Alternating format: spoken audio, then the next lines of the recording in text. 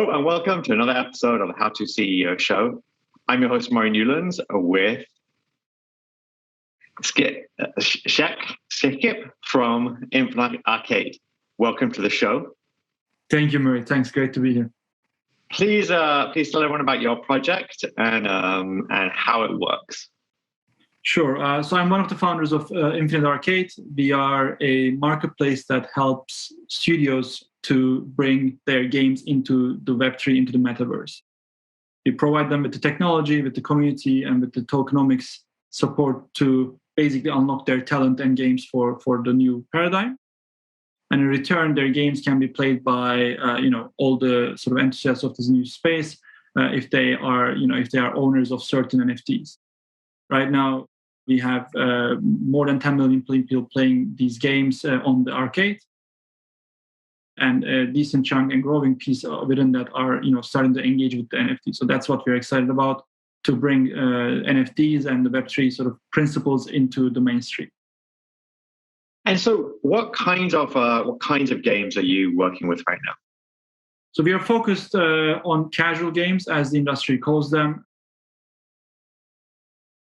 What that means is low commitment entertainment. So we don't, our players, they don't typically have hours in the day that they can invest into one specific game or these types of experiences. Not that that's a bad thing. I used to do that a lot. I don't anymore because, as I said earlier to you, I have too many children.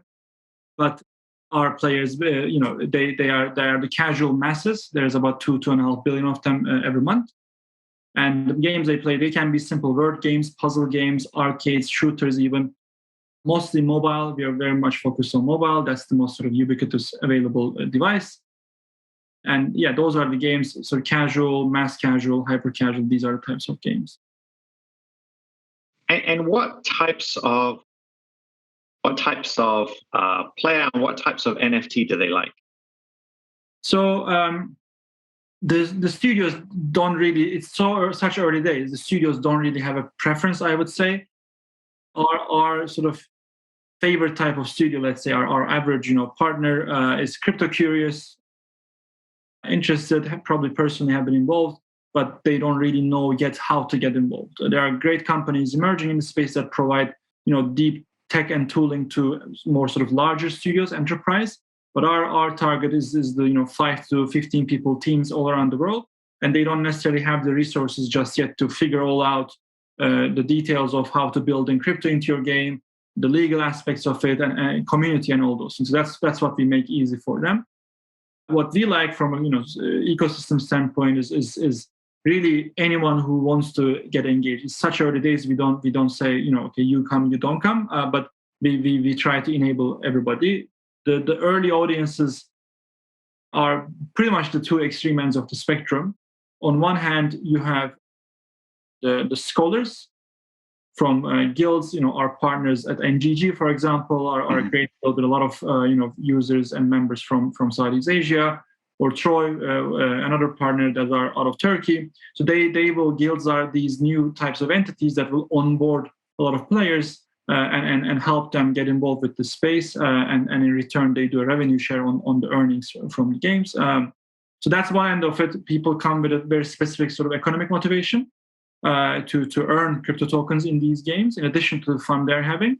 They would go play these games anyways, but they are layering on the additional motivation. On the other side of the spectrum, we are seeing, the more visible sort of NFT whales almost, people who have been able to invest, early on in the space, sort of your average OpenSea user that are interested in, owning these assets, holding onto them, etc.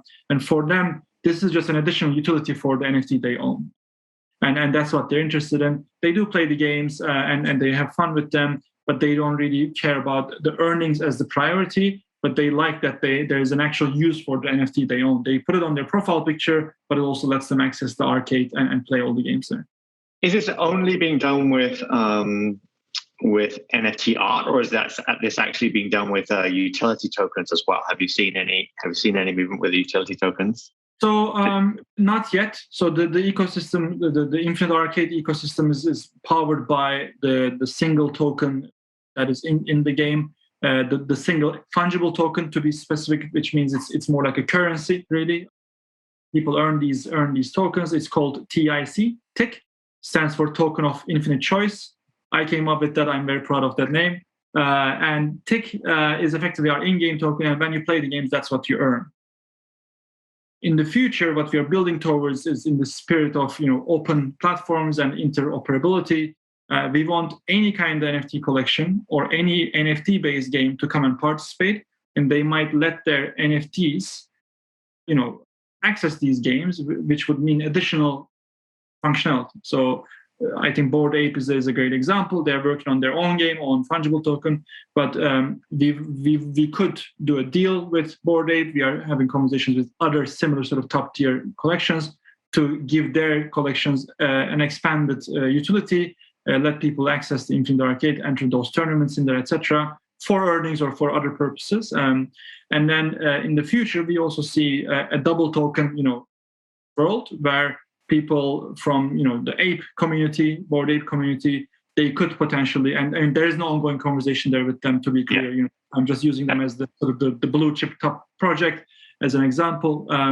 They could come and earn both the ape coin and our Infinite Arcade coin. So that could be a world where multiple fungible tokens interact. But right now, we launched as a month ago. We already have a lot of players and games in the system, but it's early days still. And then which communities do you see embracing this type of project? Sure. So, guilds, as mentioned earlier, they are all over it. We've onboarded close to 10 guild partners. I mentioned a couple of them earlier. We really like that approach because guilds are very intelligent when it comes to what games work and which don't. They have very well aligned incentives to be really smart about it. So we like learning from them, and of course we like being introduced to their communities. So that's definitely one important segment there. We are building tools around how we can onboard from our existing free-to-play, normie players, if that makes sense, into this new world. So right now, the games are live on the App Store, on the Play Store, but players don't have the opportunity to buy these NFTs within the game. So we are building Apple Pay integration, etc., to let those people come in and buy the NFTs. So that will, of course, open it up to a much wider audience. And we are talking to other sort of crypto-first marketplaces to start distributing the games there too, which we believe will, start attracting more sort of the non-scholar side of the market, the classic sort of NFT holders and collectors. And do you see this as something that brands can use to leverage to engage with those users as well? Sure.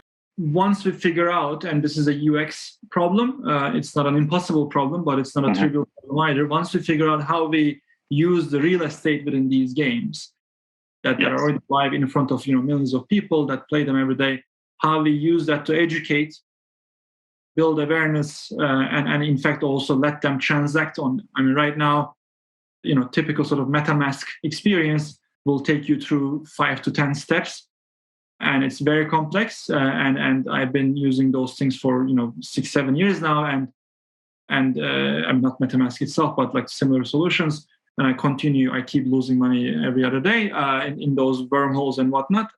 So we don't expect, the mass audience to figure it out from within a game. They're just playing for 5 minutes. So that needs to be figured out, which is underway. Once that happens, then I think we will be a pretty strong launch pad for brands and how they might want to engage. The other opportunity I think there for brands is, metaverse integrations is really hot. I know our friend Sam was here with you a couple of weeks ago. Yes. They are, doing very interesting things there. And we believe these games, albeit being, despite being standalone mobile experiences, each of them are 3D worlds within themselves. So we can create, integrations where brands are present in multiple, games. So I believe, the future is basically where we introduce a lot of people to Web3, but also a lot of brands in this sort of like almost like this sharded metaverse. And so given that you say you've recently launched and have tens of millions of people, this obviously is something that you see scaling super fast. That's correct. And you're based in the UK, and you're working, and you said you're over here in America for GDC. Where do you see this taking off? Which markets do you see this taking off in? So it's an interesting observation, and as a Turkish person, I'm like almost a bit proud that a lot of emerging markets are just on it.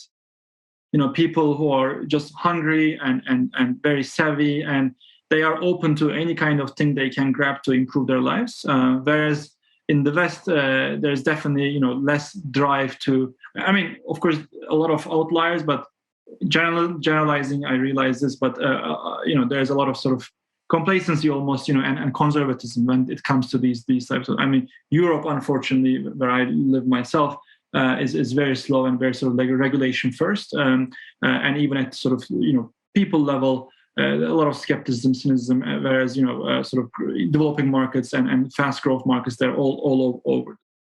Which shows Skyme is one of the first movers and great sort of success cases. Company out of Vietnam and with a huge player base in Southeast Asia. So seeing those kind of examples as someone who built my previous business in Turkey, makes me happy that the borders are really going away. So that's the initial base, but we also know that higher value, higher wealth players that are ready to invest meaningful amounts do reside mostly in sort of Western Right. So that's not to say that's not important.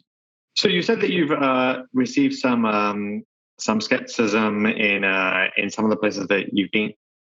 In order to help you and move this project forward, what types of people are you looking to connect with, and how can people help you? Sure. First and foremost, we are bringing content to the metaverse, if you will. So we are very interested and very open to having conversations with all game studios all around the world. Where we see is best fit is with mass casual focused studios that are focused on mobile games.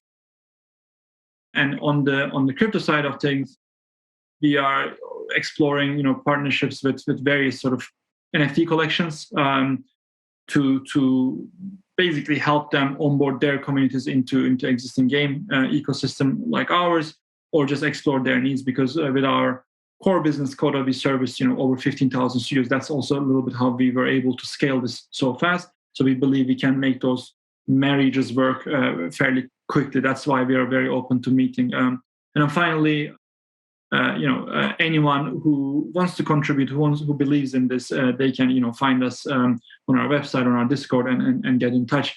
We don't know what we don't know yet, and we are very open to learning from the ecosystem. And how do people get in contact with you directly?